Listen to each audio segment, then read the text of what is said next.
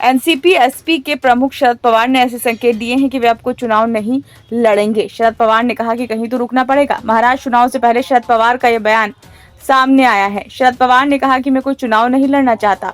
चुनाव को लेकर मुझे रुक जाना चाहिए और नई पीढ़ी को आगे आना चाहिए। पूर्व केंद्रीय मंत्री और महाराष्ट्र की राजनीति के दिग्गज नेता शरद पवार ने कहा कि अब तक 14 बार चुनाव लड़ा हूं, सत्ता नहीं चाहिए, बस समाज के लिए काम करना चाहता हूं। शरद पवार ने अपने बारामती दौरे के दौरान कहा, मैं सत्ता में नहीं हूं, मैं राज्यसभा में हूं।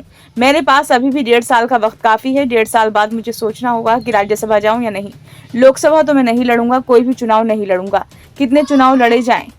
अब तक 14 चुनाव हो चुके हैं। आपने एक बार भी घर नहीं बैठाया मुझे। हर बार मुझे निर्वाचित कर रहे हैं, तो कहीं तो थमना ही चाहिए। मैंने इस सूत्र पर काम करना शुरू कर दिया है कि नई पीढ़ी को अब आगे आना चाहिए। इस बीच शरद पवार ने बारामती में मुख्यमंत्री अजीत पवार के काम को सराहा, लेकिन उन्होंने जोर देकर कहा कि अगले 3 दशकों तक इस क्षेत्र के विकास के लिए नेतृत्व की जरूरत है। शरद पवार अपने भतीजे एनसीपी एसपी उम्मीदवार युगेंद्र पवार के लिए प्रचार कर रहे थे। युगेंद्र 20 नवंबर को होने वाले विधानसभा चुनाव में अपने चाचा अजीत पवार के खिलाफ चुनाव लड़ेंगे।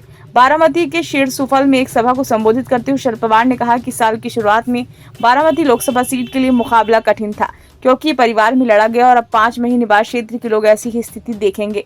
बता दें कि बारामती की सांसद सुप्रिया सुले ने आम चुनाव में भाभी और अजीत पवार की पत्नी सुनेत्रा पवार को हराया था। युगेंद्र पवार अजीत पवार के छोटे भाई श्रीनिवास पवार के बेटे हैं। शरद पवार ने कहा, आपने मुझे 1 या 2 बार नहीं बल्कि 4 बार मुख्यमंत्री बनाया। आपने मुझे 1967 में चुना था और महाराष्ट्र के लिए काम करने से पहले मैंने 25 साल तक यहाँ काम किया। मैंने सभी स्थानीय शक्तियां अजीत दादा को सौंप दी। उन्हें सभी निर्णय लेने, स्थानीय निकायों, चीनी और दूध निकायों के लिए कार्यक्रम और चुनावों की योजना बनाने का काम सौंपा। उन्होंने कहा कि अजीत पवार ने 25 से 30 साल तक इस क्षेत्र में काम किया और उनके काम पर कोई संदेह नहीं है। पूर्व केंद्रीय मंत्री ने कहा कि अब भविष्य के लिए तैयारी करने का समय आ गया है। हमें ऐसे नेतृत्व को तैयार करने की जरूरत है जो अगले 30 साल तक काम करे। सभी को अवसर मिलना चाहिए और उन्होंने कभी किसी को पीछे नहीं रखा। अजीत पवार पर कटाक्ष करते हुए उन्होंने कहा कि अगर कोई ये कहता रहे कि ये सब कुछ ले लेगा तो लोग कुछ ना कहें, लेकिन ऐसा नहीं है, लोग इसे नहीं मानेंगे।